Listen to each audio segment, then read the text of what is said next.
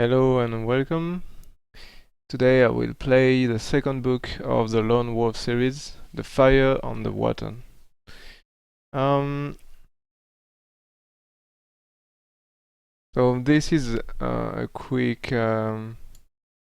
see of what happened the last time on the first book. We managed to reach the king and let's say, you are Lone Wolf, last of the Kai Lords. Bitter war rages through your homeland as the evil Dark Lords of the West laid siege to the capital. Um, so in the first book, the place where we are living was attacked by demons, and all the people living there were killed, and you're the only survivor. You're Kai Lord, the last one, and so in the first book, your first mission was to go to the capital and tell the king what you see about the evil, the demon attack. In Fire on the Water, the king has sent you on a desperate journey to retrieve the only power in Magnemund that can save your people. The summer words, the sword of the sun. Ahead of you lie terrible dangers, ferocious sea storms, the tunnel of Tarnalin, and the ghostly death hulks of Vonotor Dreta. Use your skill wisely, for only you can save your land from the devastation of the Dark Lords. So, the good thing about the Lone Wolf gamebook series is that you conserve your character from book to book for in each story. So I will use the character that managed to go through the first book. Let's see. So in the first book it has a combat skill of initiate.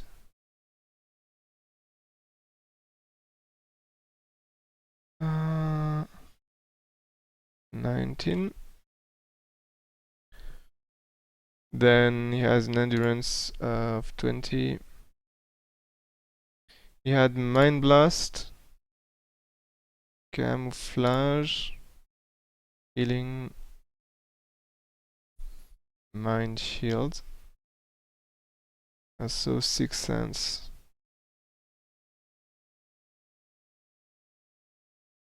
He got in his inventory a record. The crowns is the currency. It's the gold. And Lone Wolf got 24. And in his inventory he has 2 weapons, axe, and a quarterstaff. Oops. Wrong button. Okay.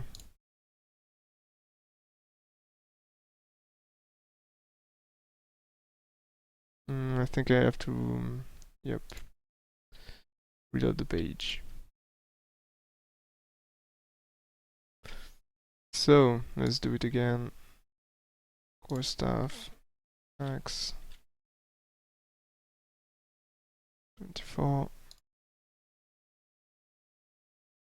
29.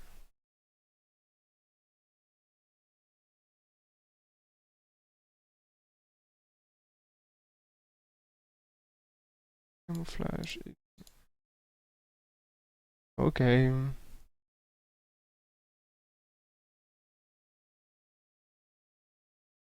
Nice. Perfect.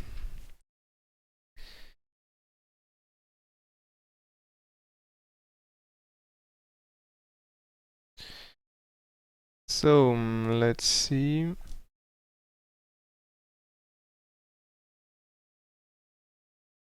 Acknowledgement. The story so far. So let's start with that. And also, I think I can show you the map. Can be interesting. So this is the map of the Magnamond.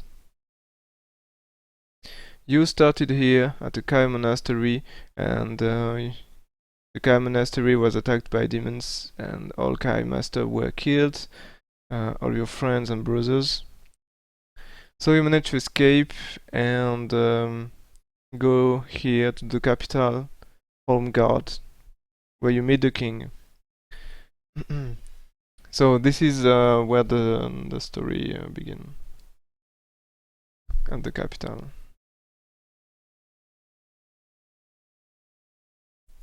In the northern lands of Summerland, it has been the custom for many centuries to send the children of the warrior lords to the monastery of Kai. There they are taught the skills and disciplines of their noble fathers. In older times, during the age of the Black Moon, the Dark Lords waged war on the Summerland. The conflict was a long and bitter trial of strength that ended in victory for the Somme landing at the great battle of Macengorge. King Ulnar and the allies of Durenor broke the Dark Lord armies at the pass of Moytura and forced them back into the bottomless abyss of Macengorge. Vashna, mightiest of the Dark Lords, was slain upon the sword of King Ulnar, called Somerserd, the sword of the sun. Since that age, the Dark Lords have vowed vengeance upon Summerland and the house of Ulnar. You are Lone Wolf, a young Kai initiate who was learning the secret skills of the Kai Lords. 2 days ago, your peaceful country was plunged into war when a vast Dark Lord army suddenly invaded Summerland and completely destroyed the Kai monastery. All the Kai Lords were in attendance for the feast of Fimarn, and all were killed as the monastery was surrounded and destroyed, the wall collapsing in on the assembled company. You, the only Kai Lord to survive the massacre, vowed then to avenge their death. You knew your first task has to be to warn the king, for without the Kai Lords to lead their armies, your country, Summerland, would be unable to mobilize in time to drive the Dark Lord back. Your journey to the capital was perilous indeed. The enemy had overrun much of the country and were marching upon Holmgard, the capital himself. But despite the many dangers, you fought your way through the capital and delivered your warning to the king's court. There you were greatly praised for your skill and bravery, but told your mission was not complete. With the Kai Lords dead, there remained only one power in all the Magnamond that could save your people from the Dark Lords. The Somerserd. After the defeat of Vashna, the Somerserd had been bestowed upon the allies of Durenor as a mark of trust and allegiance that exists between the two kingdoms. In return, King Halin of Durenor gave Summerland a magnificent golden ring bearing the royal arms of Durenor. This ring is known as the Seal of Hammerdale. At the time, King Halin vowed that if ever the shadow of the West should rise again to threaten Summerland, Durenor would come to the aid of her ally. The king has given you the Seal of Hammerdale. Your quest is to travel to Durenor to fetch the Somerserd back.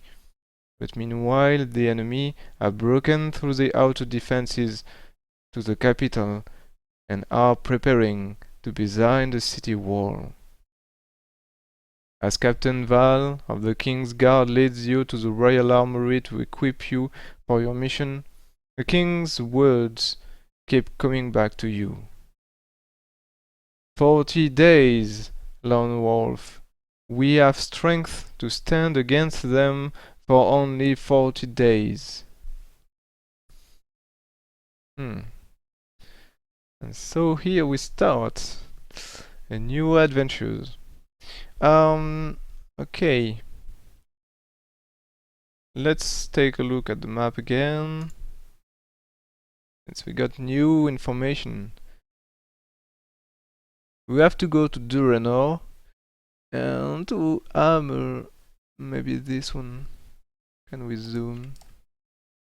Maybe? Yes. So I think this is a place where we have to go now. And indeed this is a very big journey. Since we are starting from the capital guards. Yep.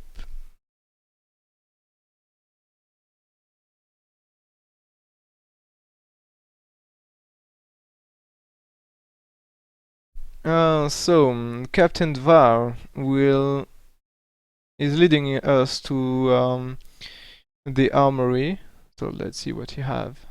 Since when Lone Wolf got into the capital, on his way to the capital, he got attacked by monsters and he lost his backpack and all the thing that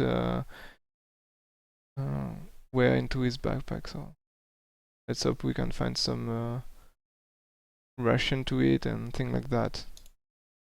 Game rules. Already done that. But if you have successfully completed book 1 of the Lone Wolf series, you will already have your combat skill, yeah, which you can now carry over with your book 2. You may also carry over any weapons and special items that you held at the end of book 1. And these should be entered on your action, okay? Through your experience in book 1, you have learned new skills and you may choose an extra Kale discipline to add to your action chart. Yes.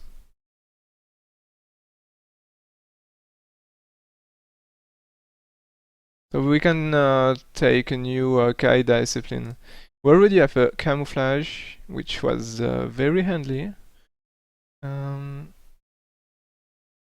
So with that, Lone Wolf can hide indictable among trees and rocks and pass close to an enemy without being seen. In a town or city, it enables him to look and sound like a native of that area, and can help him to find shelter or a safe hiding place. Yep. Hunting. So let's take a look at the one that Lone Wolf doesn't have. Hunting. The skill ensures that the K-Lord will never starve in the wild. Well, that's also very good. The skill also enables a K-Lord to be able to move stealthily when stalking his prey. Tracking. The skill enables the K-Lord to make the correct choice of a path in the wild, discover the location of a person or object in a town or city, and to read the secrets of footprint or tracks. I may take that tracking. Yep. To find a good way to a location. Looks like very interesting tracking. I think for now I may take this one if I don't find a more useful one. Weapon skill. Well, weapon skill, I think I don't need that for now. Since I already have very high combat skill. I don't need more weapon skill. Mind shield, mind blast, animal kinship. The skill enables a K-Lord to communicate with some animals and to be able to guess the intentions of others. It looks like very situational. Maybe later. I don't think it's a priority. And the last one, mind over matter. Mastery of this discipline enables a Kylo to move small objects with his powers of concentration. Well, this looks cool, but I don't think it will be as useful as the tracking. So we take tracking. Yep, tracking.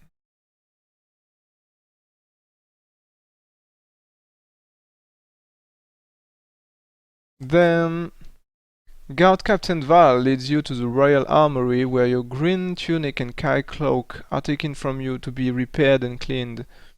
While you wait their return, Captain Val hands you a pouch of gold for your journey.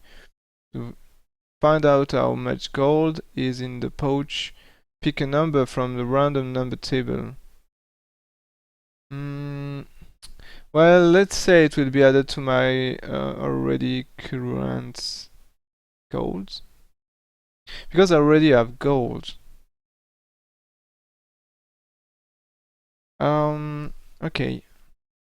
Find out now add 10 to the number you have picked. Let's pick a number. 8. Oh yeah, that's good. Total equal the number of gold crowns inside the pouch, and you may enter this number in the gold crown section. Nice. 18 more.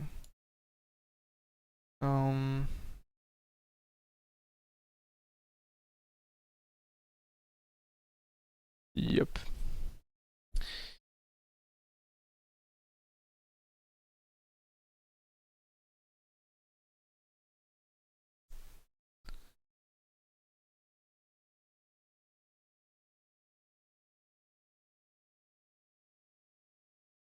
Oh, if you successfully completed book 1, you may add this sum to the total of your crown you may already possess. Yup, I was already doing that, so thank you. On a large table in the center of the armory, a number of items have been laid out for your choice. You may take any two of the following. Oh, I can choose. Nice. Let's see, a sword. I don't need a weapon, I think. Short sword, no. 2 mirrors.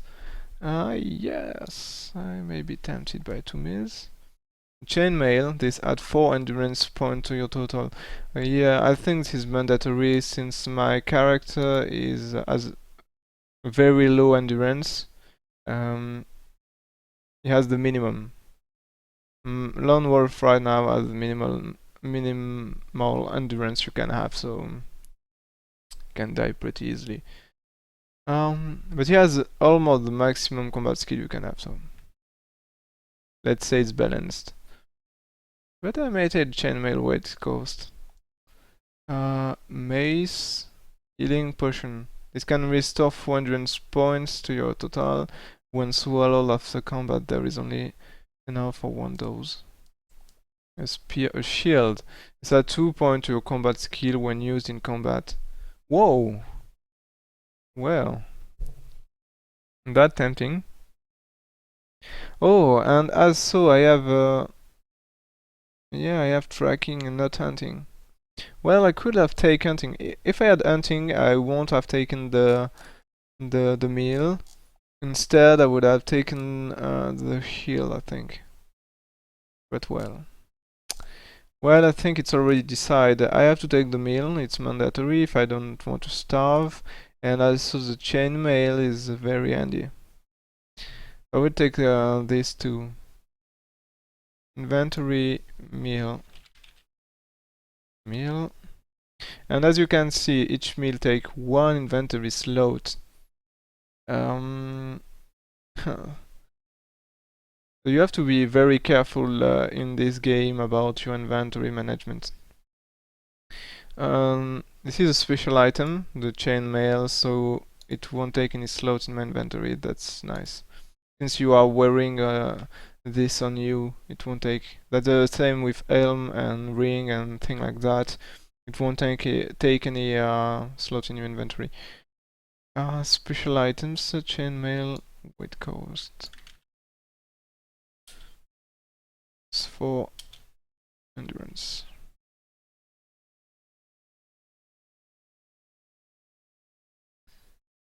Character, armor 4.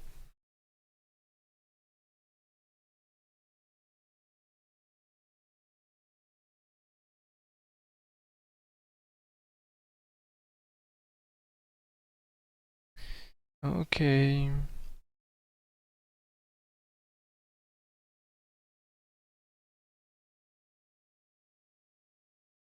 If you're already carrying weapons from Book 1, you can take this opportunity to exchange one or both of them. List the 2 items you choose on your action chart under the... Okay. Well, I'm already wearing, having an axe and a quarterstaff. So, I'm pretty happy with that. Maybe with the quarterstaff I can knock down enemies instead of killing them, maybe Andy at some point of the game, don't know.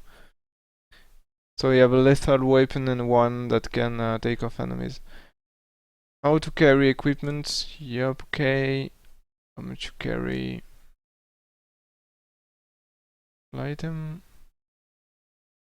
How to use food, healing potion.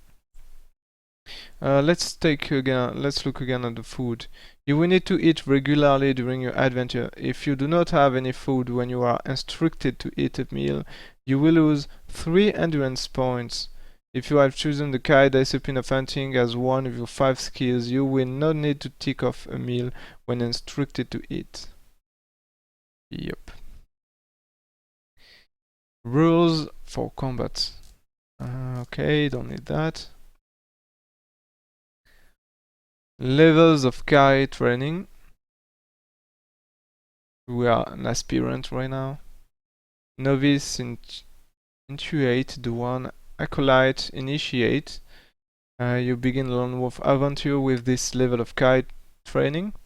And right now I'm an aspirant. Okay. Kai Wisdom.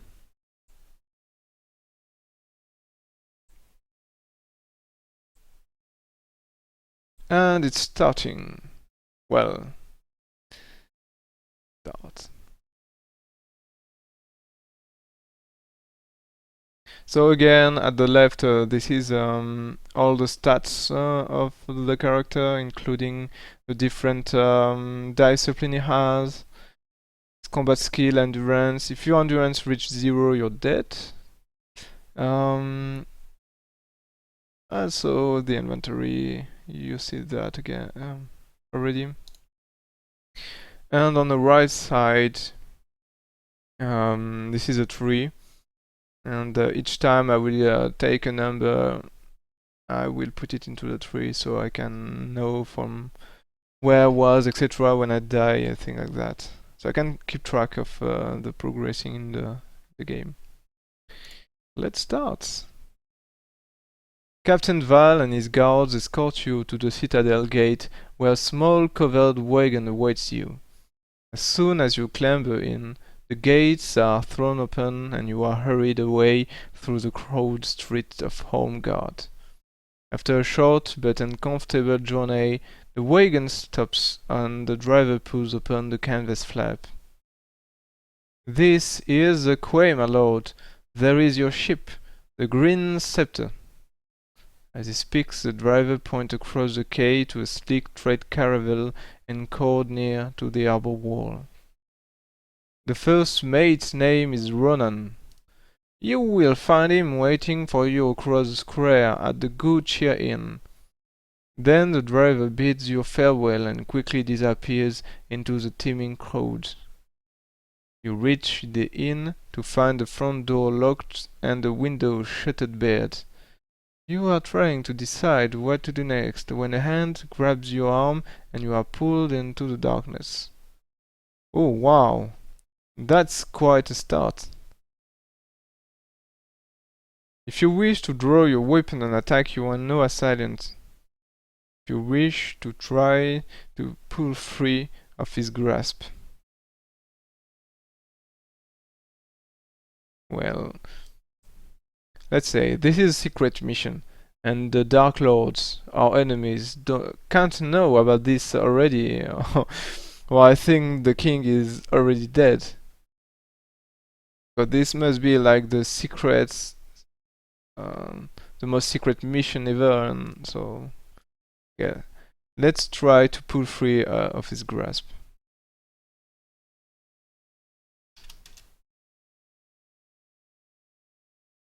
"Forgive me, my lord. I did not mean to startle you." The man seemed nervous, and the open hand that is extended towards you is shaking quite visibly. With some caution you accept the gesture of friendship, and sit with the man at the tavern table.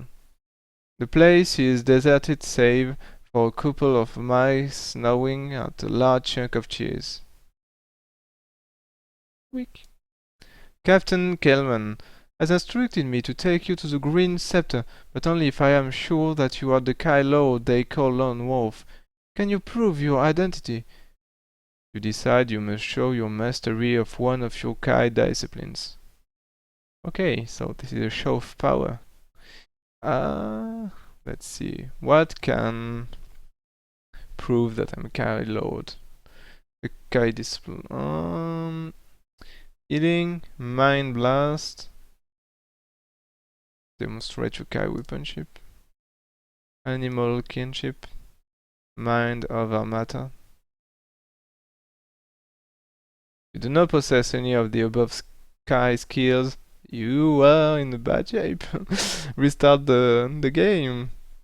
Okay, we have healing, we have mind blast also, and that's all. Let's use mind blast. Healing and mind blast. Healing is like more lone wolf, is someone nice, and mind blast is more someone rude. Because this is the attacking. But we have to show that we are someone important and with power. So we will use the mind blast. We have to impress this guy. Mind blast.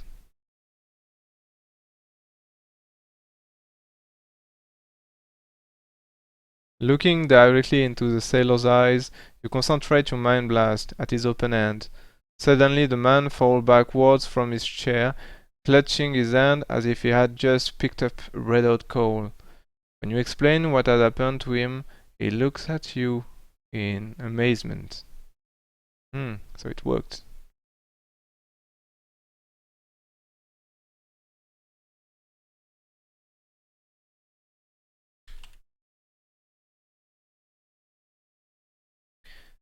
You are indeed a Kai Lord, says the sailor, but the astonishment of his face quickly changes to an unpleasant sneer. Or should I say, you were? As he speaks, a door crashes open behind you, and you turn to see 3 harbor thugs advancing toward you. Each is armed with a scimitar, and you have no choice but to fight all 3 at one enemy. Oh, wow. Okay. So, our enemy is already on mission, and who we are. Well, I think this won't be a very easy journey to recover the swords, since we are already attacked. We haven't killed the capital, and we're already attacked by thugs and assassins. Wow. Okay, Arbor thugs. You may evade after 2 rounds of combat by running through a side door. Or if you win. Yeah. Let's try to win. Battle. So this is a tool for the battle. It's a very nice tool. We just have to put the combat skill of the enemy and his endurance. Well, this strong enemy, I said. We have Mind Blast.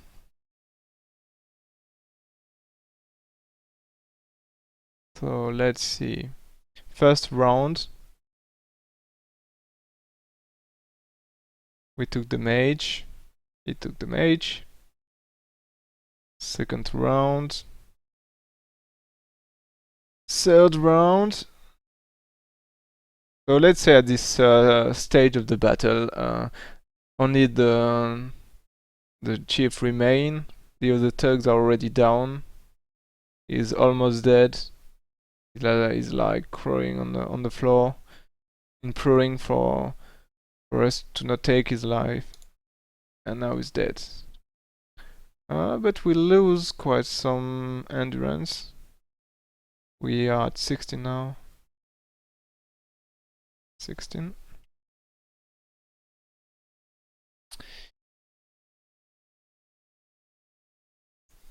If you win, go here.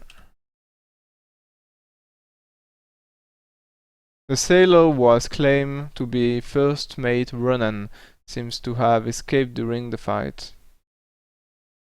You quickly search the bodies of the harbor thugs, but find nothing of value. However, you do notice that each of them has a tattoo of a serpent on their left wrist. Whoever sent them to kill you must already know of the importance of your quest. You leave the tavern by the side door and discover the dead body of a sailor lying beneath some stairs. Inside the collar of his blood-stained jacket is a tag bearing the name Ronan.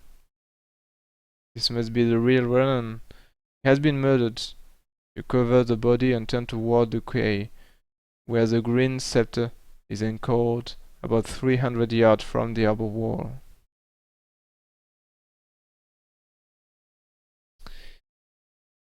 We have the discipline of healing. So each time lone wolf advance from one chapter without a combat fight in the chapter, we regain 1 endurance point. So we are now at 17. That's a very, very nice discipline to have, the healing. If you wish to use one of the many small boats of coracles that are roped to the quayside, if you wish to hunt down the impostor who pretended to be Ronan. Well, let's think.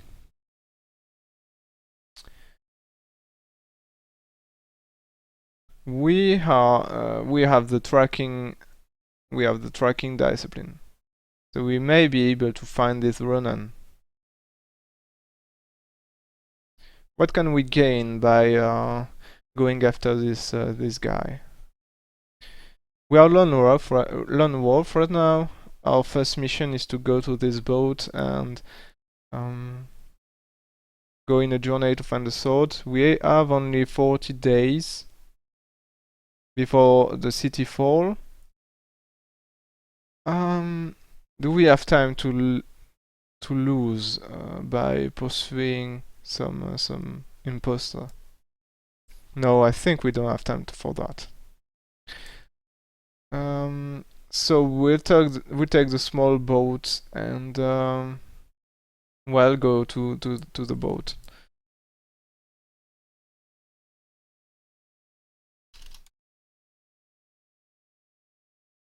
As you paddle toward the slick red caravel, you notice to your surprise that the boarding ladder is being pulled up.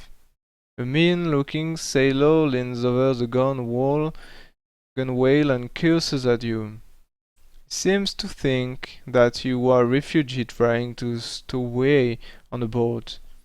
But when you shout that you are a lone wolf and you were ambushed by an impostor at the tavern, the ladder is soon lowered again. As you climb over the side of the ship, you are met by a tall man in a gold-braided uniform. His face is almost totally covered by a shock of bright red hair and a bright red beard. "Hole and core!" he booms. The crew spring into action as if their very life depend on it. The captain ushers you below to his cabin, where he pours 2 glasses of one low, a strong spirit. His face shows concern as you tell him what had happened. There is evil treachery at work, and the enemy already has plans afoot to thwart your quest. You begin when you told your tale. It seems that you have lost the element of surprise, and I have lost a courageous first mate. Let us only hope that the voyage to Dureno be swift and safe. You leave him to go up on deck just in time to see the outline of Home Guard on the horizon. With mixed feelings of pride and apprehension, you descend the stairway to your cabin, and the last spire of the capital disappeared from view. Pick a number from the random table. 2. If the number that you have picked is 1, no. If the number is 2, 3, yes.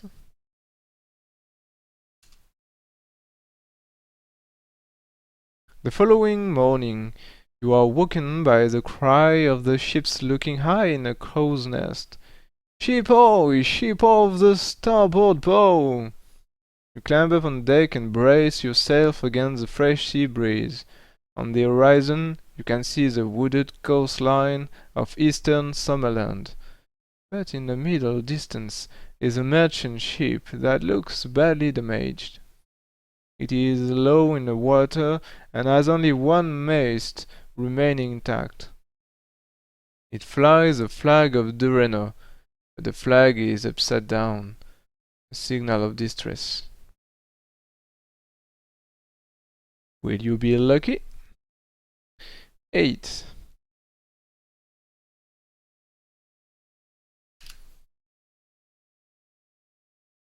You urge the captain to investigate the vessel, but he ignores your plea and orders the crew to continue with their duties. As the trading ship disappears from view, you stare at it and wonder why the captain was so reluctant to do anything. You descend below deck and take care to lock the door of your cabin behind you. Well, I think we already recovered like 1, 2, 3, 4.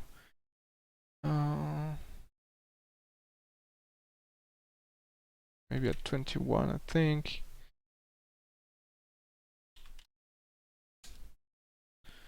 Say no combat, 22. After 3 uneventful days at sea, you find shipboard life rather dreary. If you have the kind discipline of eating, any endurance point that you may have lost on your adventure so far has restored. Nice! This will bring your endurance point score back to original one. If you do not possess the skill, restore half of any points you have lost in combat. Well, I think the healing is mandatory in this book. On the afternoon of the 4th day, you are talking with an injured sailor upon deck when you smell smoke seeping from the hold. Oh no. Is the ship on fire? If you wish to enter the hold, if you wish to shout fire, if you wish to warn the captain. Well, I think the good thing to do is to shoot fire. It's the most natural thing to do. So this way we won't know. Suddenly panic strikes. Panic? They are not trained for that? The ship is thrown into a frenzy of activity as sailors grab buckets and blankets with which to fight the fire. Flames are roaring through the hatch cover, and it takes over an hour to contain the blaze. The damage to the ship is great. The entire store of food and fresh water had been destroyed and the mid-section of the ship badly weakened. The captain appears from out of the smoking hold and approaches you, his face black with soot. He is carrying something in a bundle under his arm. "We must talk in private, my lord," he says quietly. Without replying, you turn and follow him to his cabin.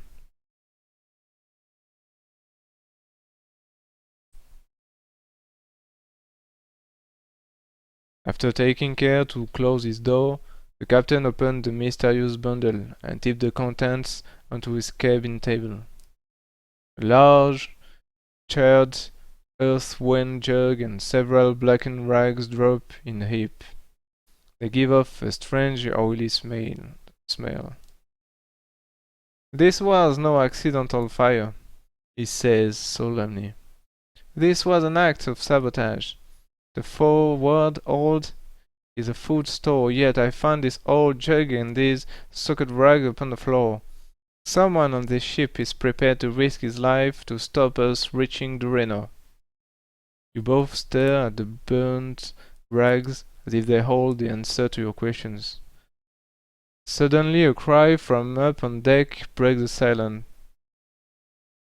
"Ship ahoy! Ship off the port bow!" Grabbing his sword and telescope, the captain disappears through the door and up the ladder to the deck above.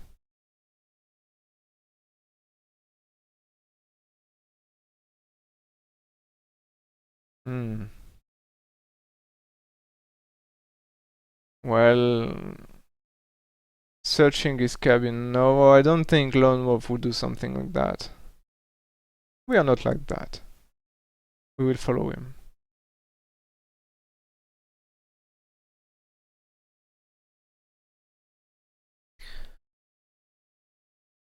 "It seems our bird has flown," said the captain, pointing to a long boat moving swiftly toward another ship on the horizon. "She flies no flag, and her hull is of a strange shape. I've never before seen the like." You watch as the long boat reaches the mysterious ship. As if by magic, a sea fog appears from nowhere and engulfs the vessel. Moments later, both the ship and the fog have disappeared. Pick a random number table. 4.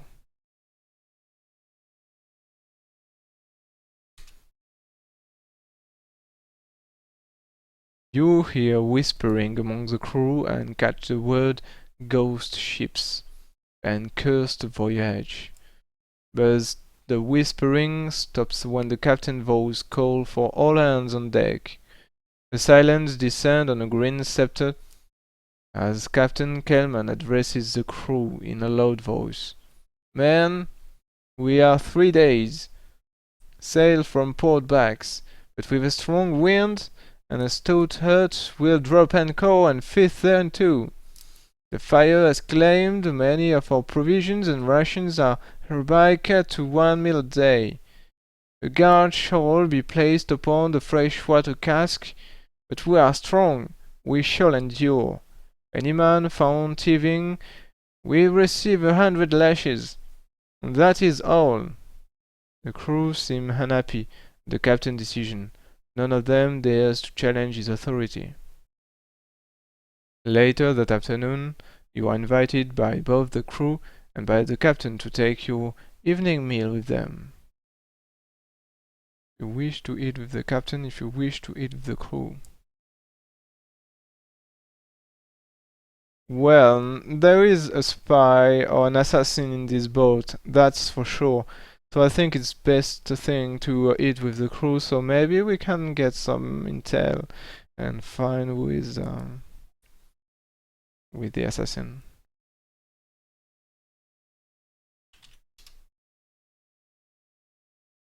The crew quarters are cramped and stifling, but despite a lack of space and a poor evening meal, so poor in fact that you lose 2 endurance points,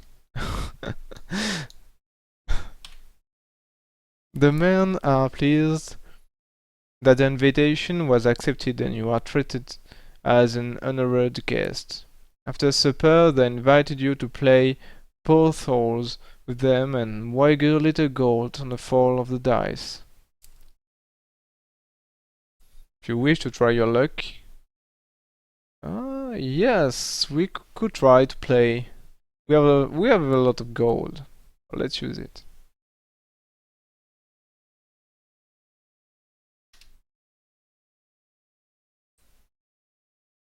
No combat. 23.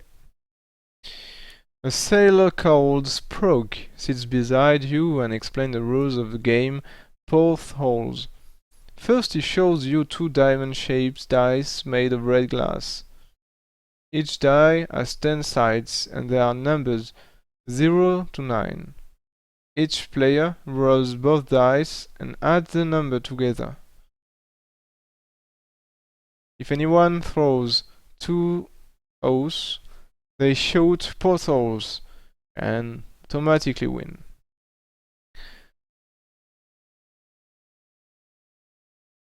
Okay. Each player shakes 3 gold crows per throw. There are 2 other players in the game and they all play their stake money into a hat before the dice are rolled. Pick 2 numbers from the random number table for each of the other player and note these scores down. 7 and 4.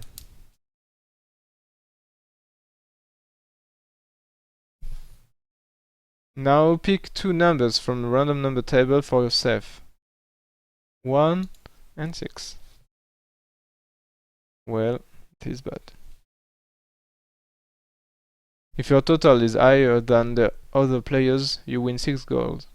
If either of the other players beats your score, you lose. Oh, for each. Okay, so we lose by 4. You lose 3 gold. Okay.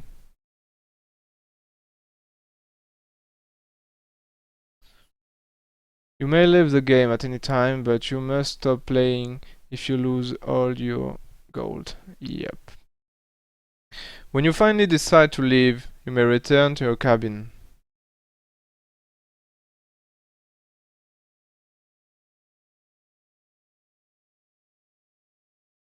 As dawn breaks, a fierce storm rises, and you are woken by the violent rocking of the ship. The floor of your cabin is awash, and the shouts of the crew can hardly be heard above the howling wind. You quickly dress, gather up your equipment, and make your way to the deck. You are soon joined by the captain, who takes hold of your arm and orders you to return to your cabin. Suddenly, as you start to go down, there is a thunderous crack as, high in the rigging, part of the mast snaps. You look up to see the shattered pole falling toward you. Are you lucky? Well, 0 is death, right? Okay. Okay. Well, I have very, very bad feeling about that.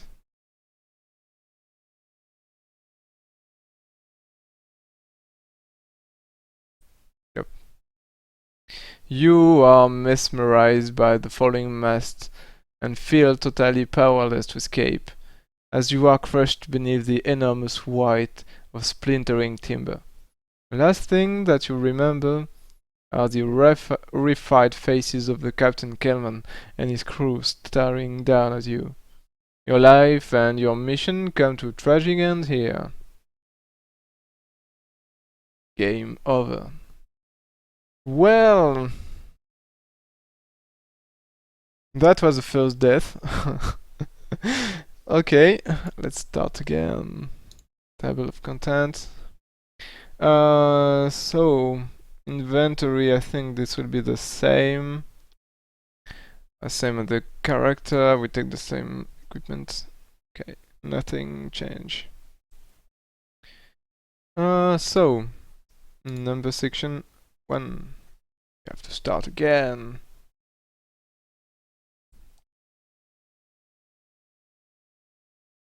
If you wish to draw your weapon, if you wish to try to pull free of his grasp.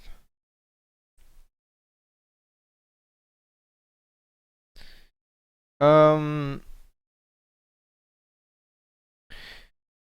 well, let's say this time we have some kind of sixth sense and we feel like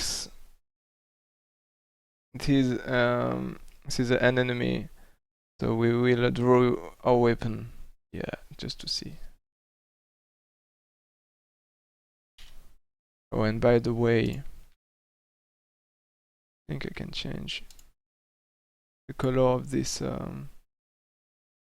tree. Let's see.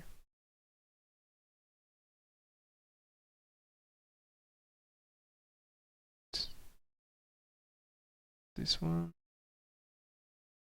Up. Color. So perfect.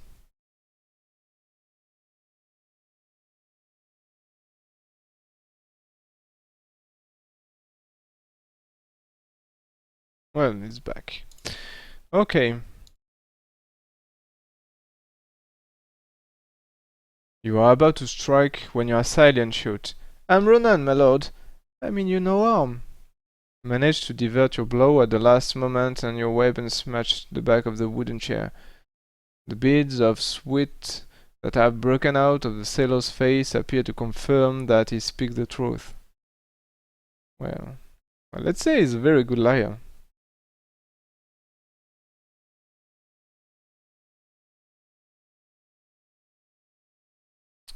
Um, let's use Mind Blast again, yeah.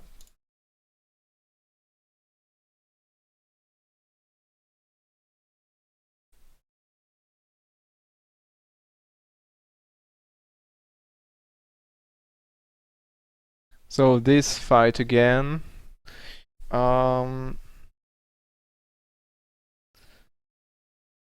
Battle. We have Mind Blast. 16, 25.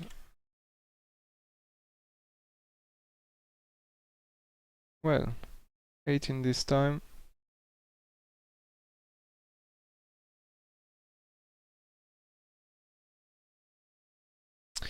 Combat win.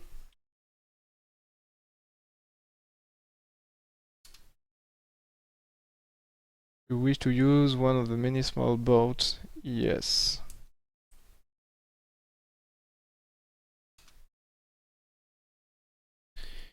And so we go again for the boat adventure. For the sailing adventure.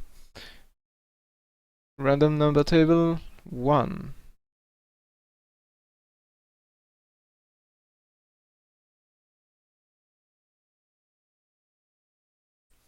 The following morning, you are woken by the cry of the seagulls as they wheel and soar above the clipper. The wind is strong and it fills the sails. You breakfast with Captain Kelman, who is in better spirit than the previous day. He tells you that the Green Scepter is making good speed and should arrive at the port backs at the main Durennes seaport. Durennes? Durennes? Durennes. Yeah, let's spell it this way. Durennes. Within a week, suddenly you hear a cry from the crow's nest. Land of the port, Bo! Land the port! You and the captain climb up on deck and brace yourself against the fresh sea breeze. That's Manon, the southernmost island of Kirlandin chain, said the captain, pointing toward the sharp rocky coastline in distance. Oh, Manon. Let's see, where is Manon? Manon? Port Bay? I don't see any Manon. Loaf?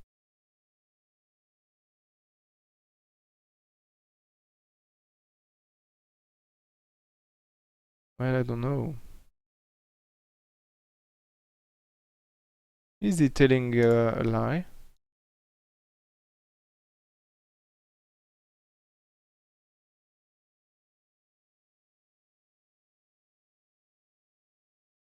A break point, the trader called it. Many of ship has ended here today, her days upon those granite teeth. Captain Kelman hands you an ornate telescope with which to take a close look. The sharp rocks are festooned with the splintered skeletons of ships that have run aground, or were dashed against the shore in a storm. You stare in fascination at the shattered hulls, imagining the terrifying scenes of their destruction. Then, suddenly, high above the pinnacles of stone hovers a black shadow, like a small rain cloud. Seems to be moving towards you. Suddenly you realize what the cloud really is. It is a swarm of large land beasts, and possibly some crane. The alarm is shouted along deck. Prepare for battle! Okay.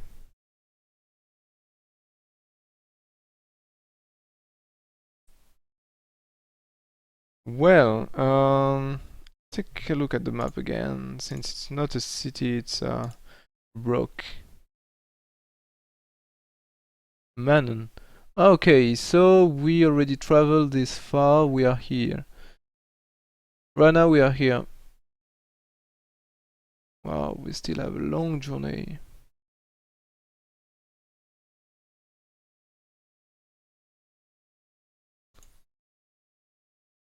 If you wish to stay on deck, if you wish to return to your cabin. Oh yes, we need to fight. We won't go in the cabin.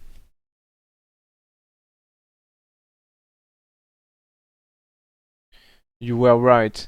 The cloud is made of huge land beasts and many crane, a smaller species but one that is just as deadly.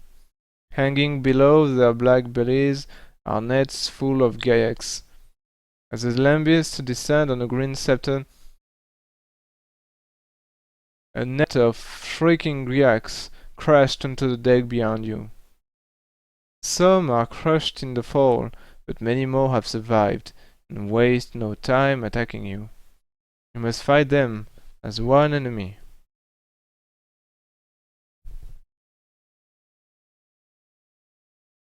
Gayaks are like goblin, I think.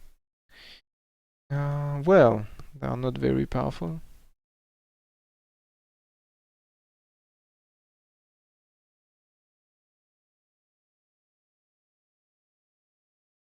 One hit and we kill half of them, and the other hit, wow, that was a slaughter. 17.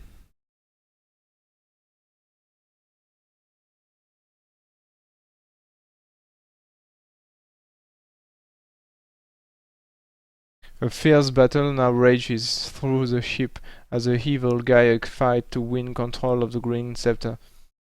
Perched high up in the masts, the crane are rending the sails with their talons, and razor-sharp teeth with the lambist have flown back towards breakpoint to pick up more nets of malicious Gayaks.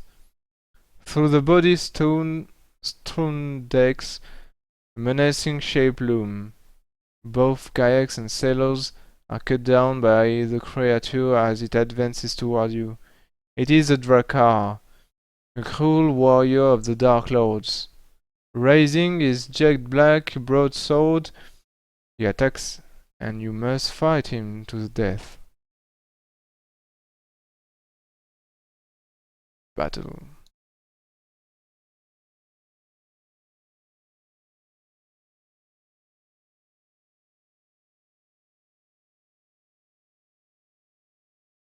Well, so we made it in 3 blow. Yep, 16.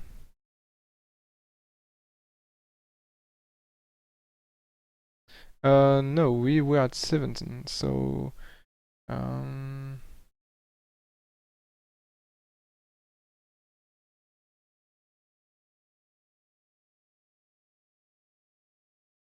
only 16? Well,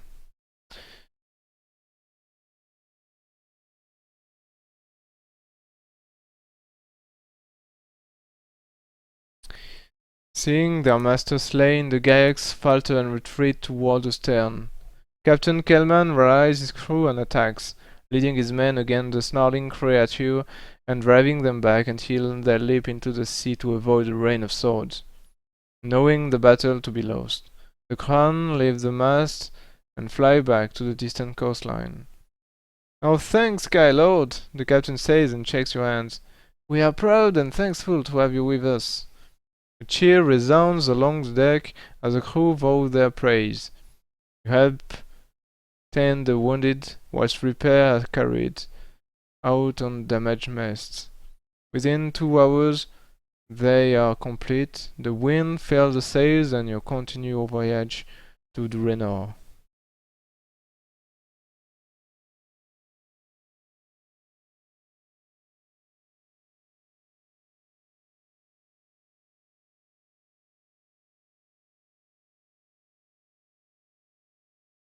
After 3 eventful days at sea, you'll find, okay, so we back to maximum endurance.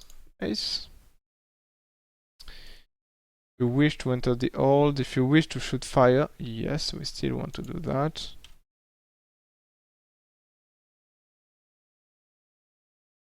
Panic strikes.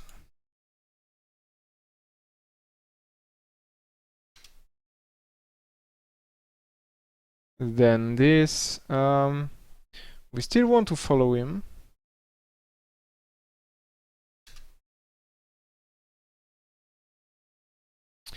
Then random table 2. Okay.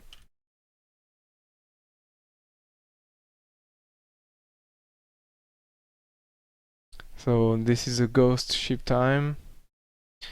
Let's see it with the crew again.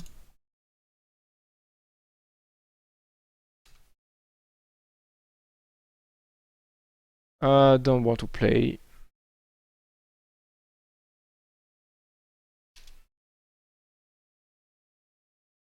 And random number again. 1.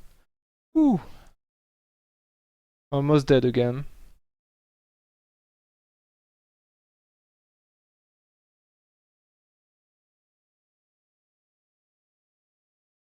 You dive backwards, but only just in time to avoid the falling mast as it smashes straight through the deck.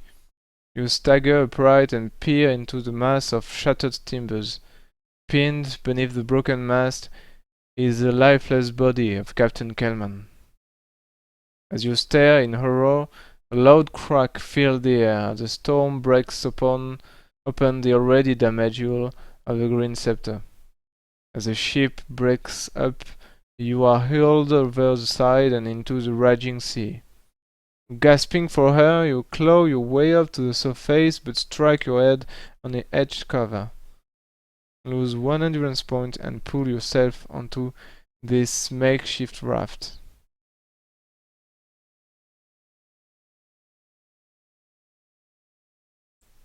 If you are wearing a chainmail waistcoat, you must discard this now or you will surely drown. No!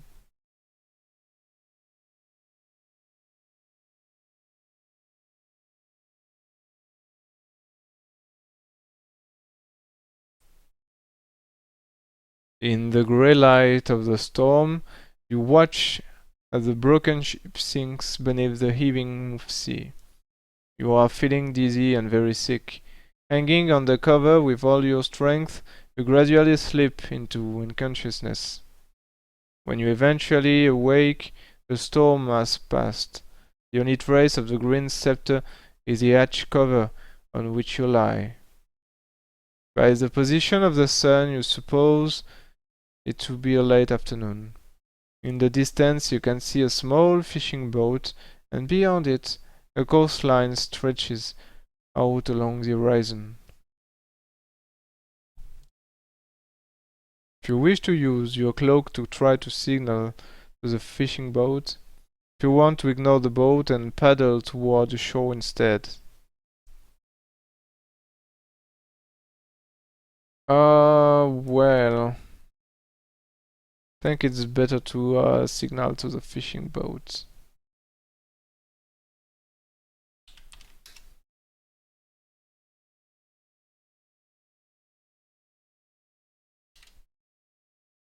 You desperately wave your cloak above your head until you are near to exhaustion. 6.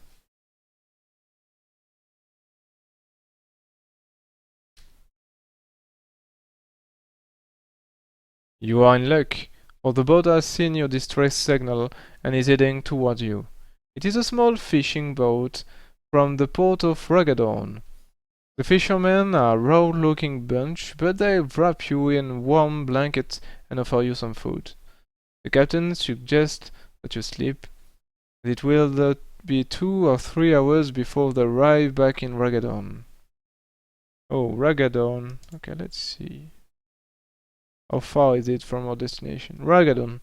Okay, so we are here. We are somewhere here.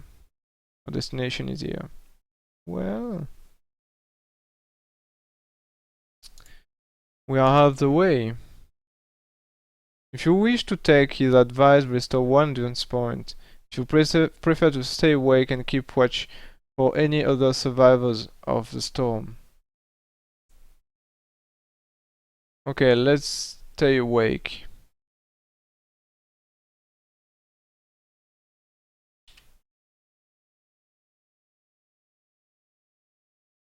It is nearly dark when the small fishing boat passes through the harbor entrance of Ragadan. You have still seen no sign of survivors from the storm and you fear the worst. You notice that 3 of the fishermen are acting very suspiciously. They whisper to each other and their eyes often glance at your money pouch. As the boat sails into the estuary of the River Dawn, they surround you and demand that you hand over all your gold. You are about to fight them when an unexpected blow from behind knocks you to the deck. You see one of the fishermen raise his foot as it strikes your head. Suddenly everything fades into darkness. No, not my gold!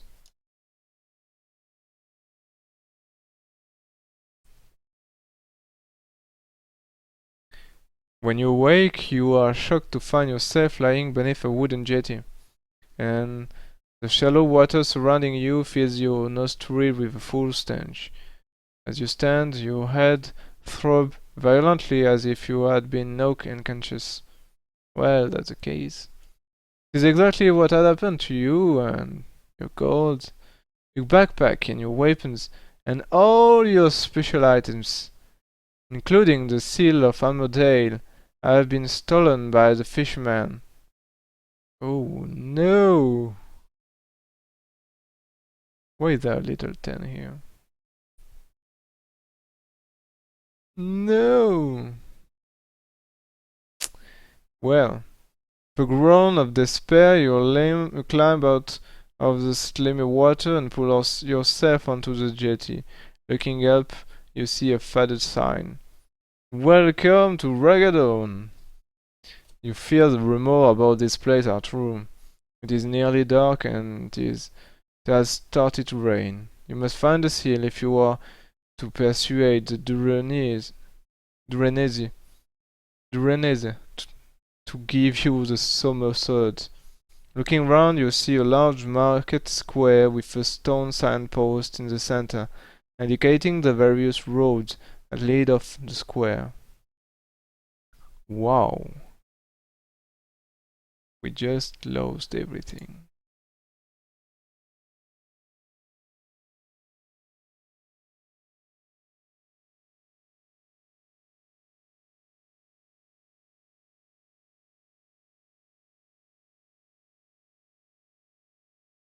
Wow.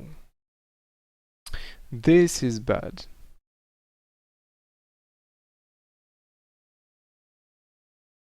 If you wish to go east along Barnacle Street, if you wish to go south along East Bank Wharf, if you wish to go north along Booty Walk, if you would rather go west back to the jetty and search for the fishing boat. Well, I have a tracking ability. What can I use it? Let's go back to the jetty.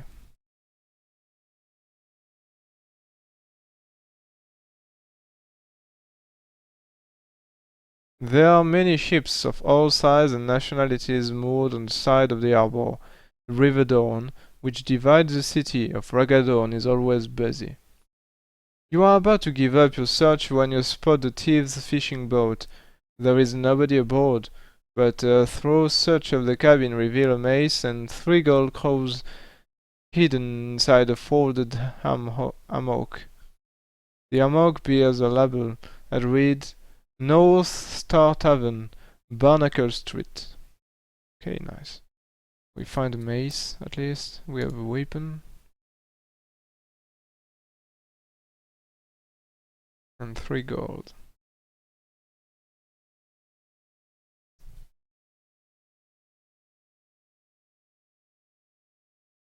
You take the mace and crows and return to Stonepole Square. North Star Tavern, Barnacle Street, so let's go north. East, south, north. Oh, Barnacle Street, okay. East along Barnacle Street. The North Star Tavern.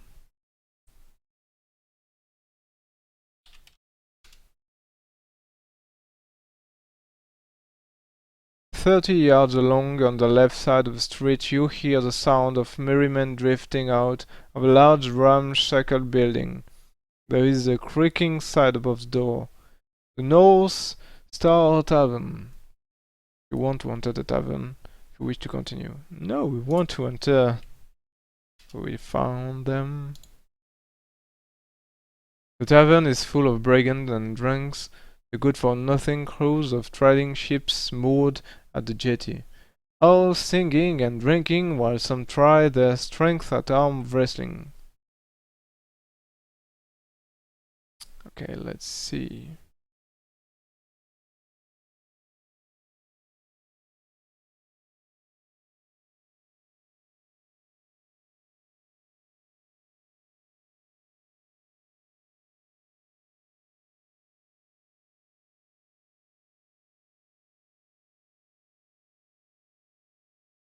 Well, I don't see it.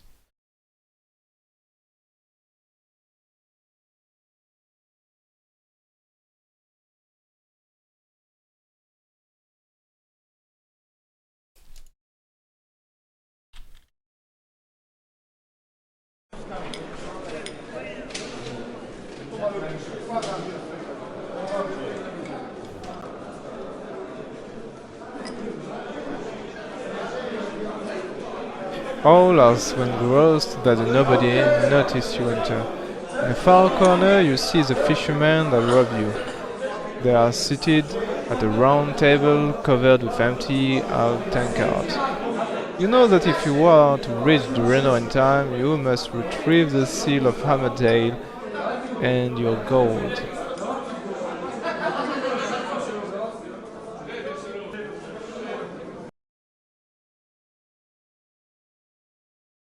If you wish to confront the fisherman, if you wish to talk to the innkeeper at the bar, if you wish to try to win some gold, to arm wrestling. No, I think it's not the time. Yes, let's confront the fisherman.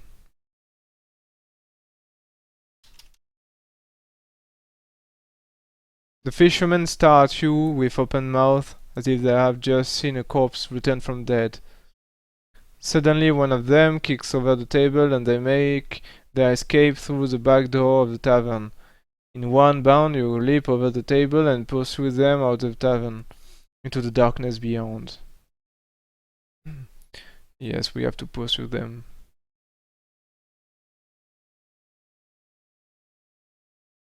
The back door opens onto a small square in the center of which is a large tomb. The fishermen have disappeared into the gloomy streets, all that is except one who has slipped on the wet cobblestones and knocked himself out. He's lying in a gutter with his face submerged in a puddle. You rolled him over with your foot and searched him.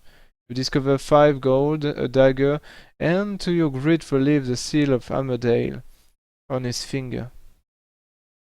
Oof.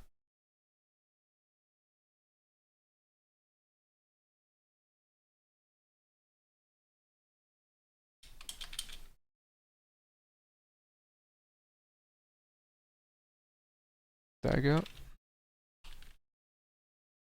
And 5 gold.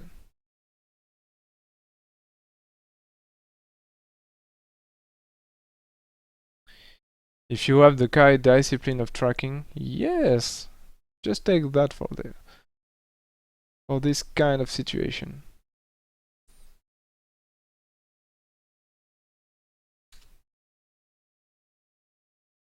You must find shelter for the night, or you will risk being arrested by the city guard. Your Kai sense tells you that the best course of action is to return to the tavern and ask the innkeeper for a room. Refreshed by a comfortable night's sleep, you can then make plans to reach Durinor first thing in the morning.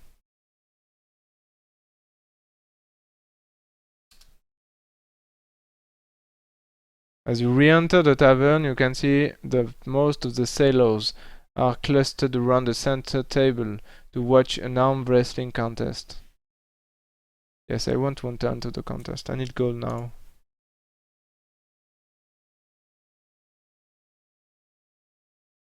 A grim-looking sailor is challenging all comers to an arm wrestling contest. He is now so confident of winning that he will pay 5 gold to anyone who beats him. As you approach his table, serving girl whispered in your ear, "Be careful, stranger.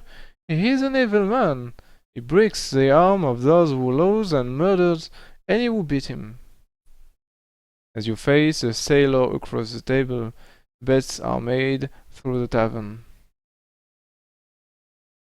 If you have the Kai discipline of Mind Blast. Yes, I have it.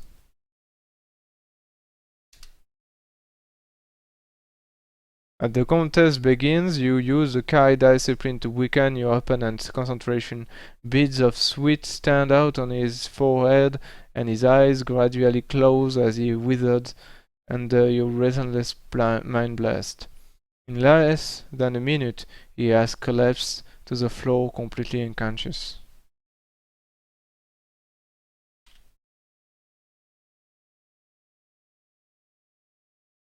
There is a shocked silence as you scoop up the 5 gold crowns from the table and turn to leave.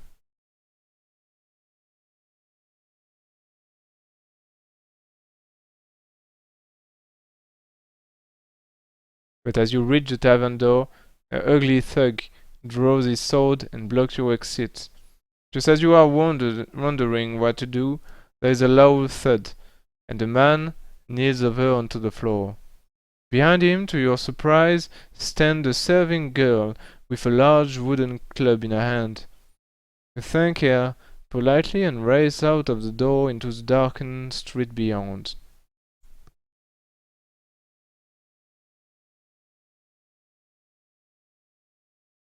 Okay, so he was not down. After running for 10 minutes in the dark, you spot a large stable and coach station through the gloom ahead. With the shout of angry sailors still ringing in your ears, you quickly enter the building and spend the night safely hidden in a hay loft. Well, that was some kind of hard journey. Very hard day. You wake at dawn to the sound of shrill cockcrow. You can see the crooked streets of Ragadan through a veil of heavy rain beating down on the cobblestone outside. It has been 6 days since you left Ormgard and you are still 200 miles from Port Bax. You are in the loft of a very large coach station. A group of green-clad men have arrived and have started to clean out one of the coaches. You overhear one of them say that the coach leaves from Port Bax at 1 o'clock this afternoon, and that the journey will make 7 days.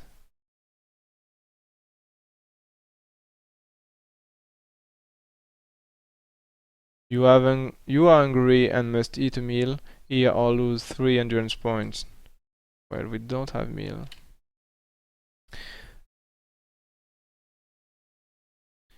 If you decide to approach the coachman and ask to buy a ticket for the journey to Port Pax, if you would rather descend to the ladder to the street outside. Let's see. We need to take a look at the map.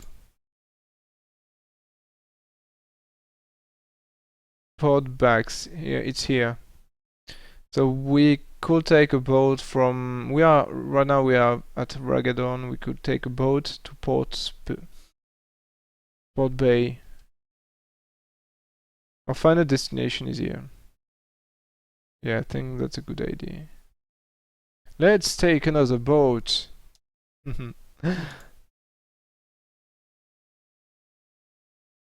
Okay, let's ask for a ticket.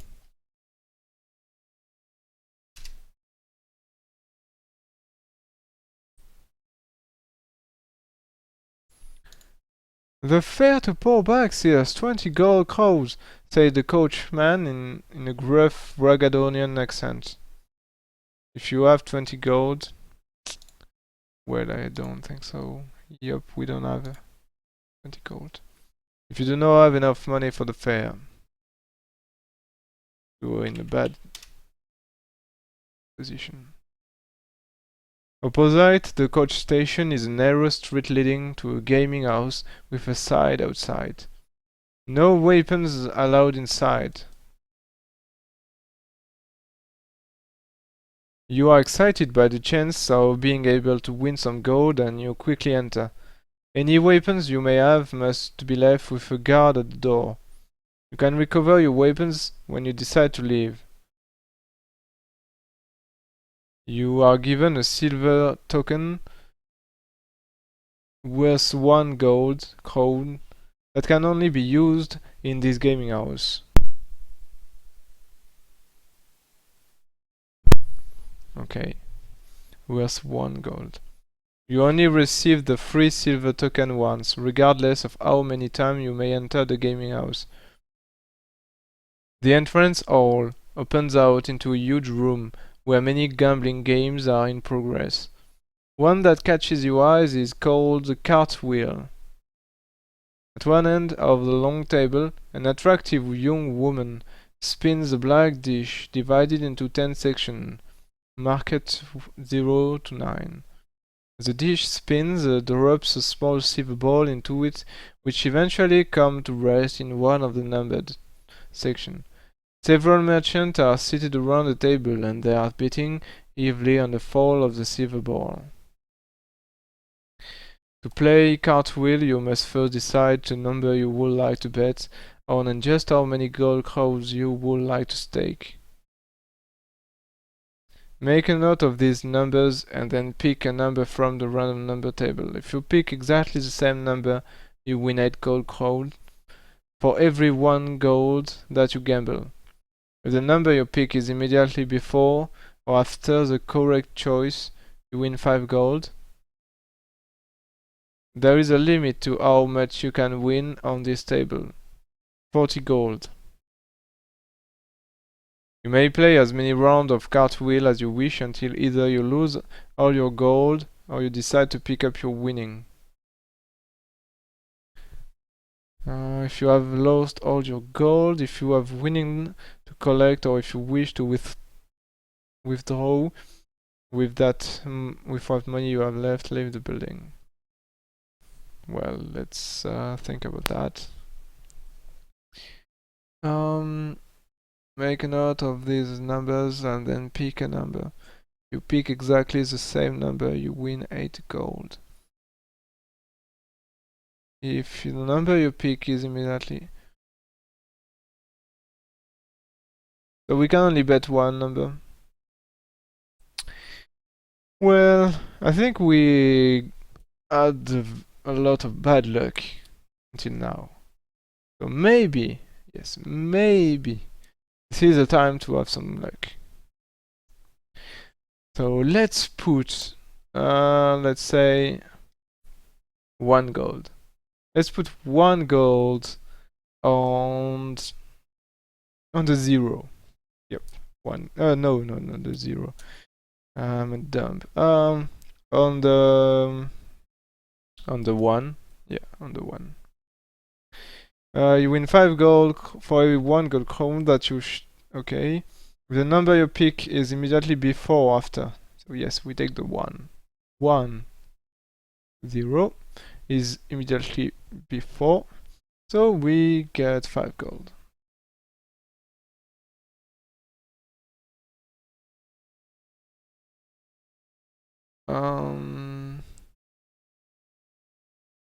Let's do it again. Still taking 1. Yes, 5 gold again.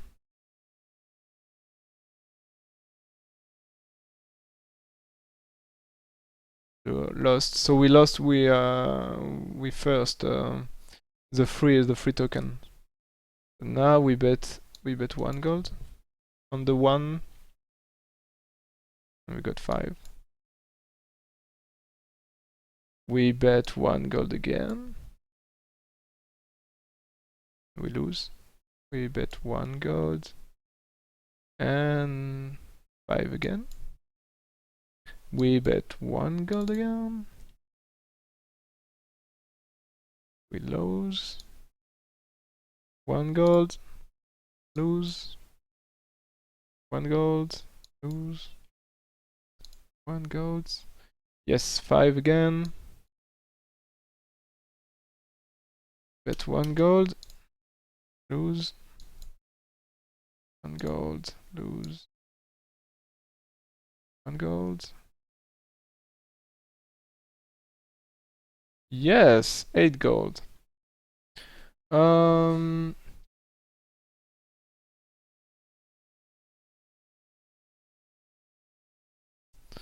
Nice. We almost at it. 1 gold.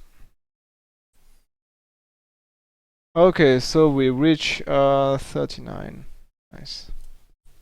Almost the maximum, but I think we stop here. Well, we make a fortune here.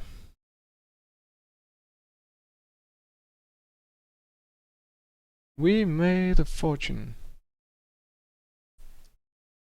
Time to leave.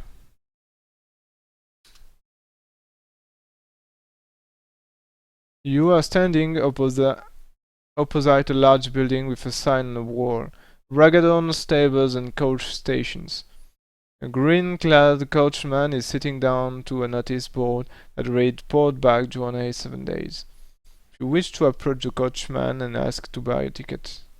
Yes. So we go back here. We have the gold.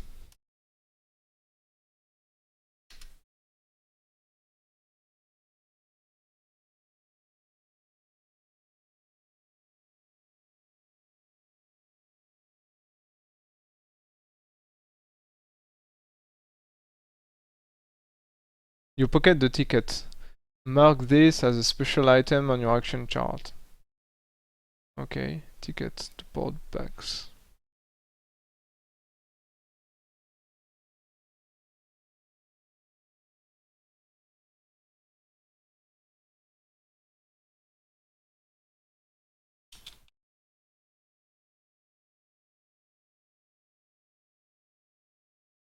And the man takes you to a coach that is waiting near the east gate of the seaport. It is empty, and you take a seat near one of its circular windows. You are relieved to find that the seat is quite comfortable, for the journey to Port Backs will take 7 days.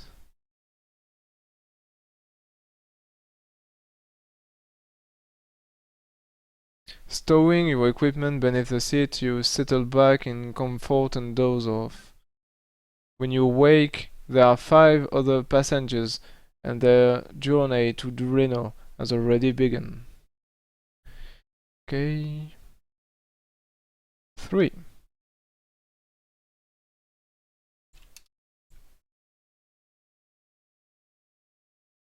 After nearly an hour, the coach stops at the shrine of Kalanan. It is said that this shrine is built upon the grave of King Alin, the first ruler of the Rena, and all around the shrine grows clumps of lumspur. If you wish to pick some of this herb, you do not return. Yes, I want.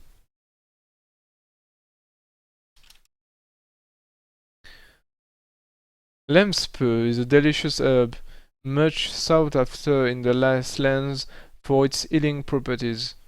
You have picked enough for 1 meal. Eating this meal restores 3 endurance points to your total. Remember to add this to your action chart if you possess backpack, otherwise you must consume it now or abandon it. Oh yes, I don't have any backpack anymore. That's right. Okay. So this is a wire. This is a wasp.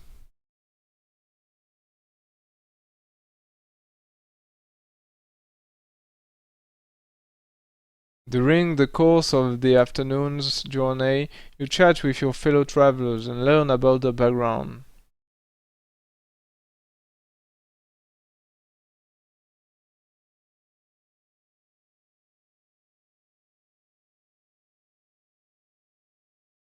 Hmm.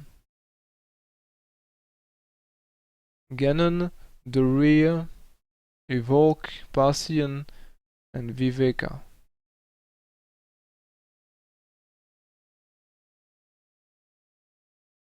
Sitting opposite are two brothers named Ganon and the Rear.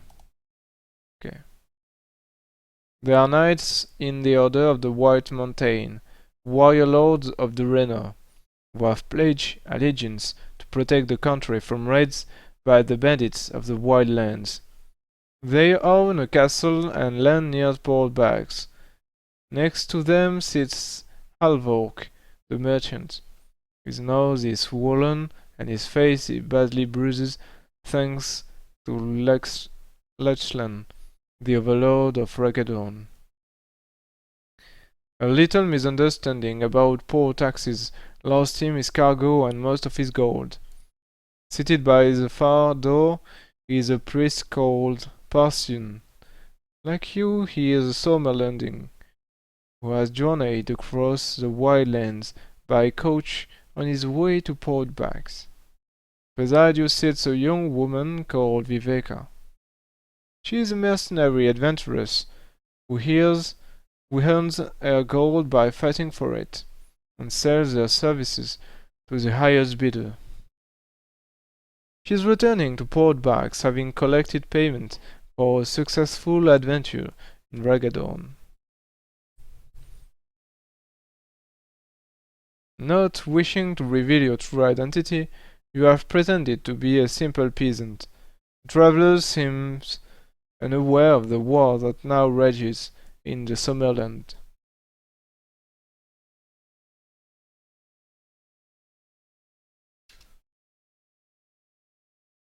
At dusk, the coach stops at an inn on the coast road to Port Bags. The cost of the room for the night is 1 gold for coach passengers, and 3 gold for anyone else. As you are about to enter the coach, driver demand to see your ticket. If you have a ticket, yep, I have one.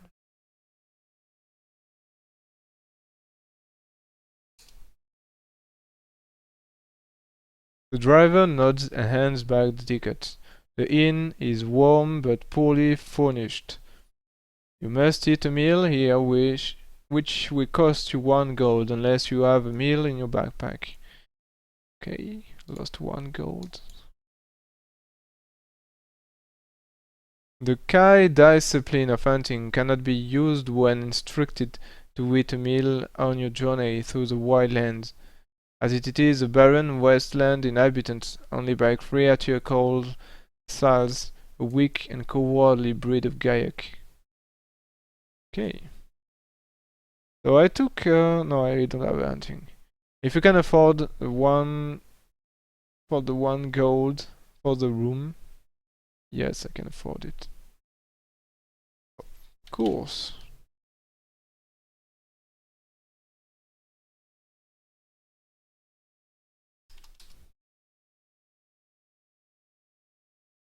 You sleep deeply without being disturbed before rising at dawn, gathering your equipment and joining the others as they board the coach. For 2 days and nights, the coach follows a trade route across the flat, treeless wildlands. It stops only to allow the driver to sleep. But on the morning of the 9th day of your quest, there is an unfortunate accident. Doom doom doom. 6.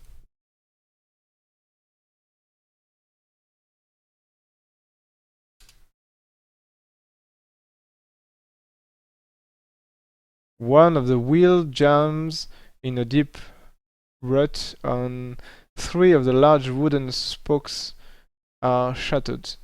You are forced to stop and replace the wheel before you can continue to port bags. You volunteer to help the driver by levering the coach axle with a small tree trunk, so that the spare wheel can be slid into position. You are pushing down on the stout branch with all your strength when the horses suddenly rear up and race forward. The trunk springs back and catches you square in the face, knocking you backward to the ground. You are stunned and you lose 2 endurance points. The driver is not so lucky. The coach has run over him, and the poor man dies in your arms. His last words are, "No accident, I saw." Okay. If you have the kind discipline of Sixth Sense, yes, I have it.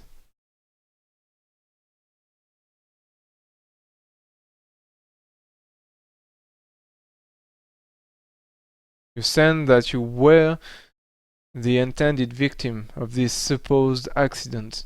One of the passengers is trying to kill you. No way.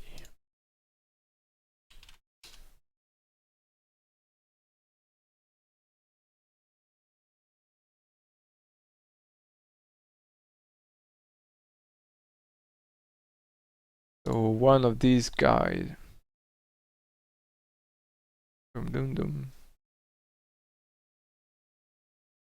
Slowly, one by one, the other travelers appear and stare in shock at the dead coachman. "We must bury him," says the priest. You silently nod your agreement and prepare a grave in which to lay the corpse. As you all walk back to the coach, you discuss what should be done. "I know the road to Paul Bucks. I had better drive the coach," volunteers Hal Volk.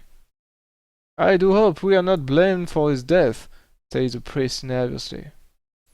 "It was an act of the gods," said Doria. "I shall testify to that," said Gannon. "Lies are never spoken by knights of the White Mountain." It is true that in Direna a true knight will speak only the truth, whether for his own good or ill. His words seem to reassure the priest, and you are all soon once more on the road heading toward the eastern horizon. It is late in the afternoon when you arrive at the coach station in a small coastal village known as Gorn Cove, which is mainly populated by outcasts, thieves, and those. The death of the coachman is met by the villagers with great suspicion, but Doria's word convinced them that it was accidental. There is only one inn at the village, a tavern known as the Forlorn Hope. Its state of disrepair is typical of all the other hovels in the poor sea village. A room for the night costs 1 gold. You can pay for the room. Yes, I can.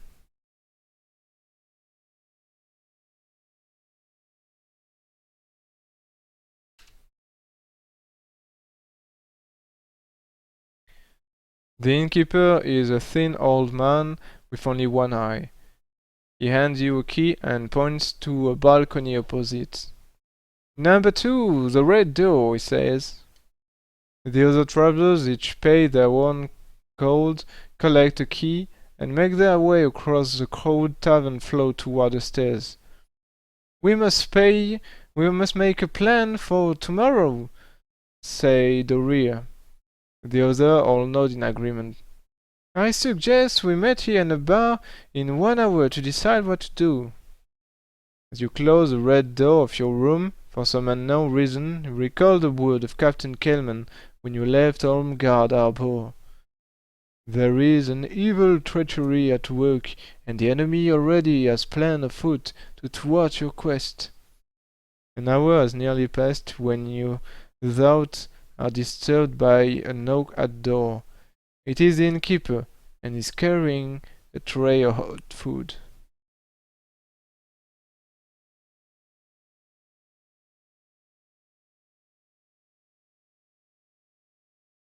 This is the innkeeper.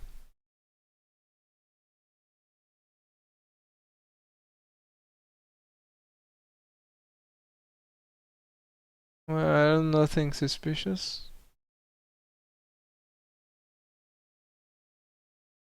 With the compliment of one of our friends, he says, and leave before you can ask which one. The food smell most appetizing. You have not eaten today, and now you must eat a meal. If you have the Kai discipline of hunting, no, you don't have it. If you wish to eat the food, eat the hot food put before you. If you do not want to eat this food, no, I don't want to eat this food, but I will lose 3 hit points.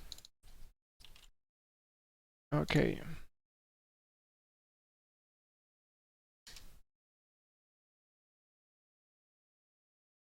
Although the delicious smell of the food is making your mouth water, you suspect that something is very wrong. You set the tray down by the door. Your hunger has made you tired and decide to take a short nap before meeting the others in the bar. When you awake, you see the bodies of 2 dead rats lying beside the food tray. They have been poisoned. The shock soon turns to anger when you realize that the poison was in the food intended for you. You grab your equipment and leave the room, intent on discovering your would-be assassin.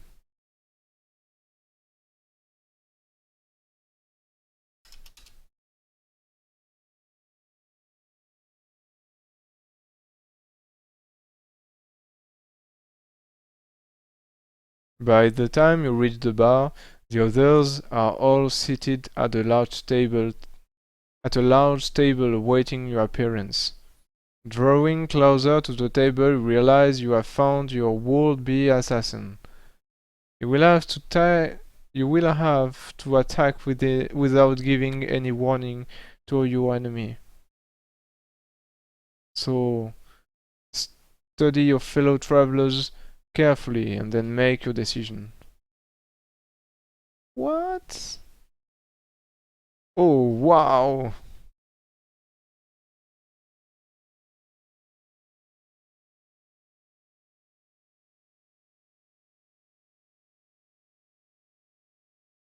Oh, that's easy.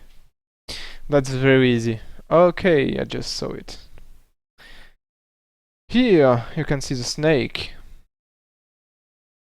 Remember, when we were first attacked on the tavern at the very beginning of the story, the assassin had a tattoo with a snake like this one. So this guy is the assassin. Well, no, Viveka, the priest, Parthian. That's him for sure. I have no doubt about that. Parthian.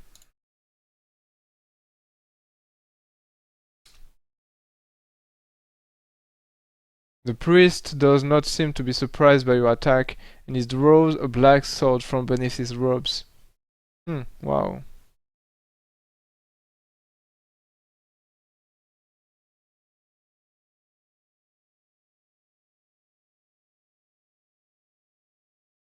First hit. Yes, we managed to parry his attack, and no, let's say it's the first hit by surprise. He got it on his left arm, and on the second hit, this is a blow exchange, but just a scratch for us. And on last blow, just kill him. Yep.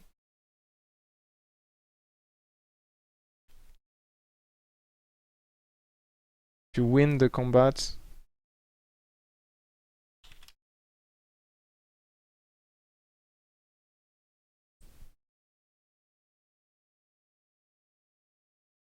searching the body, you discover all you need to prove that he was the assassin. Inside his pockets, you find a half-empty vial of Gnardon sap, the deadly poison that was used to taint your food.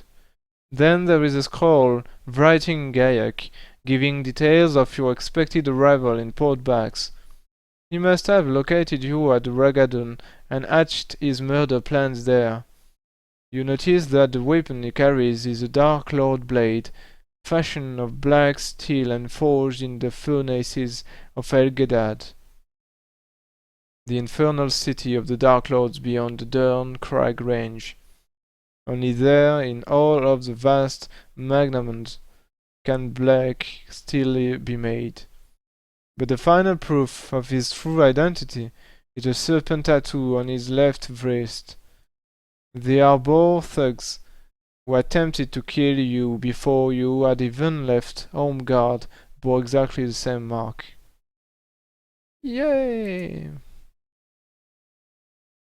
Yeah, we can't see the sword.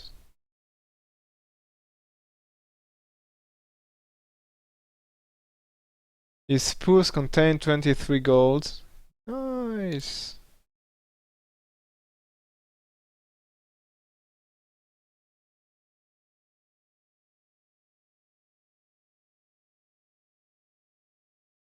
Which you may keep. Yeah, sure. Do not forget to mark them and turn. Okay.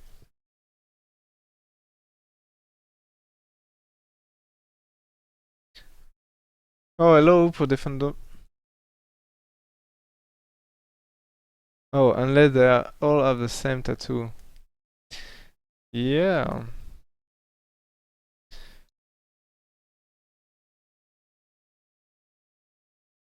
But only this one was showing it.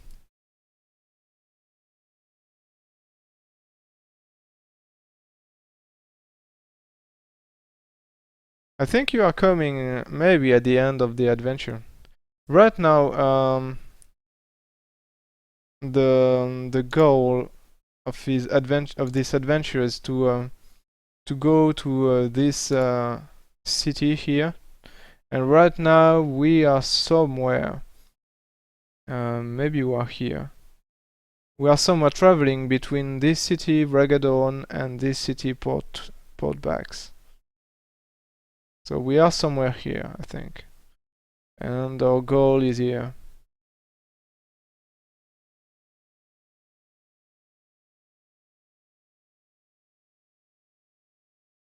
The other travelers stare with horror and disbelief at what you have done. Before you can explain yourself, there is a loud crash as the front door is thrown open. In rush 6 armored soldiers led by the innkeeper. They are the town guard, and the one-eyed innkeeper is screaming at them to arrest you. You wish to fight them, you wish to escape by the rear door. Well, there is 6 armored guys. I don't think we stand a chance. And also in the inn there's still these 2 guys and her. So means 3 high trained warrior plus the 6 armored guys. We have no chance, we have to flee. The only option, I think.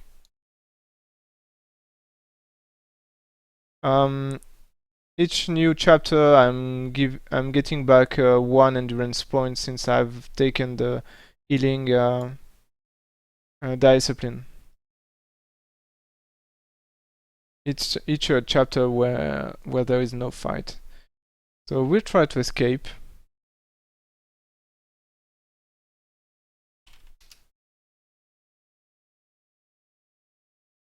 Without night has fallen, a full moon casts a bright light upon the village. Behind the tavern you see a small wheelwright's shop with 2 horses hitched to a hay cart.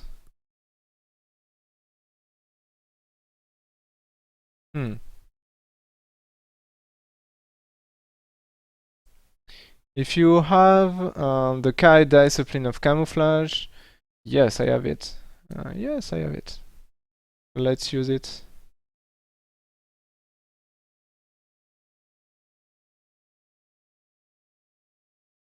And so using your Kai discipline of camouflage, you can hide undetected in the hay cart until it is safe to come out. If you wish to hide in a hay wain, if you would rather take a horse and leave the village, if you wish to enter the wheelwright shop. Well, let's see. We have a lot of gold right now, like a lot. So maybe we can enter into the shop and see if we can get some equipment. Right now we have a mace, a dagger, and that's pretty much all that we have on us. So let's go into the shop, see if we can buy some food or... You slam the door shut and draw his bolt. The shop is dark, but you can still make out a staircase to your right. A trapdoor in the center of the floor and another door in the opposite wall. Suddenly there is a crash as an axe splinters the panel of the door behind you. You have been spotted entering the shop, and the mob are breaking down the door. Wow, it's like the whole village is after us. Maybe we should have take the horse and run away. Wow. Well, let's leave the room by the door. Maybe this will lead us to another door. To another room that maybe is closed. If you decide to run up the stairs, let's go to the stairs. Maybe we can then escape by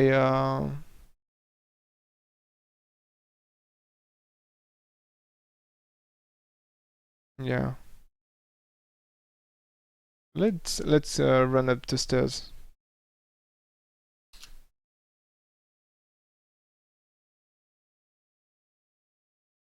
I really hope I won't die now, because this was a very long journey to come here. I already died once.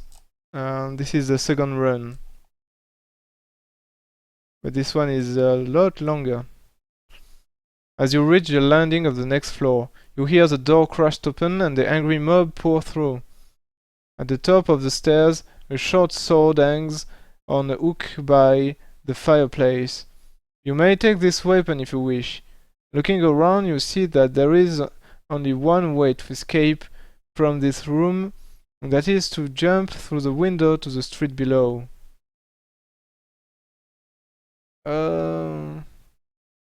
Okay, let's do it like this. We jump through the window like a crazy man. Oh yes, you're right. So now I'm at the maximum. Let's jump through the window. You crash to the muddy street in a shower of broken glass. You are wounded by the fall, but otherwise unarmed. Oh, that's nice. An angry villager armed with a cudgel tries to smash your skull, but you roll aside, jump to your feet, and sprint away down the twisted street before he has struck his blow. Then an ugly soul on horseback charged toward you with a raised spear. He is about to stab you when you sidestep and grab the weapon, pulling it and the saddle from the saddle. If you wish to stab the saddle with his own spear, if you wish to mount his horse and escape. Yeah, I think we will escape. We are not here to kill innocent people. Right now, it looks like the whole village think we are an evil person, so let's not kill random people. Let's just take the horse and escape. I think that's what a lone wolf would do.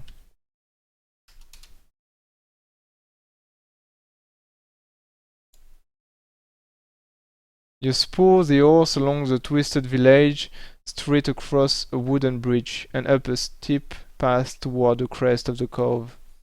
In the light of the moon, you catch a glimpse of a signpost pointing eastward. Port bags 50 miles. Ride all night without sleeps. As the dawn breaks, you are greeted by a startling change of landscape. The barren wildlands have given way to moors and waterlogged ferns, and a dark shadow runs the length of the eastern horizon for as far as the eye can see. In the Dureno forest, the natural frontier of the mountain kingdom, where it borders to the untamed wildlands, it is indeed a welcome sight.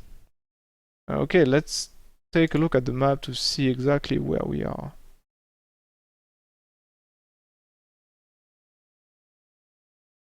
A wildland. Okay, so maybe we are here. Maybe we are here or here. As we can see, this is the wildlands and this is the starting of the forest. So we may be somewhere here.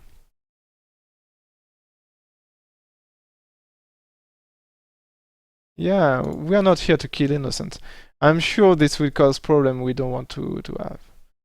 You ride all night without sleep.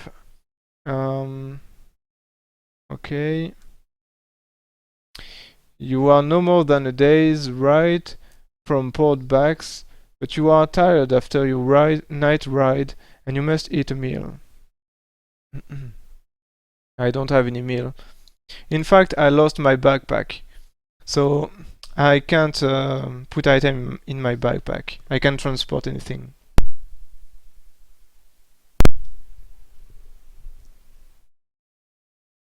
Because I was attacked and robbed by some sailors, so I lost my backpack and everything in it.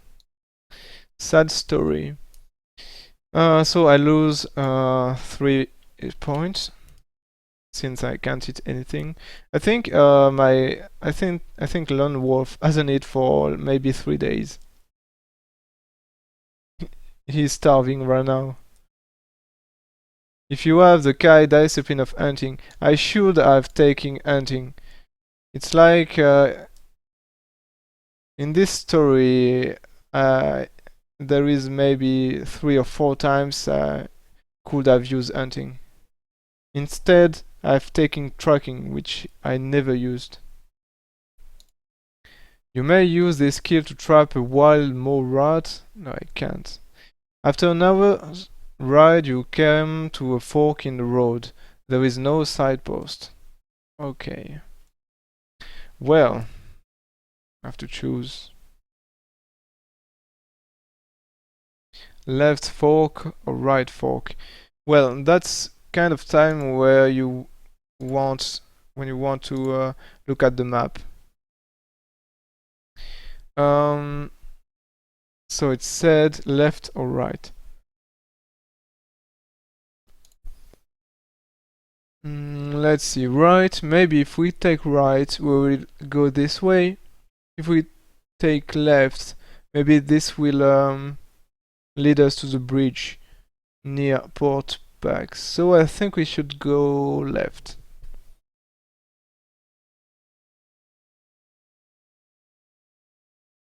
Let's go left.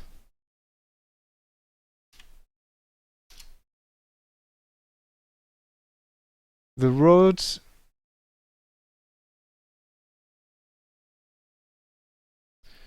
The road follows a course along a high, grassy ridge for many miles before turning northwards to the coast.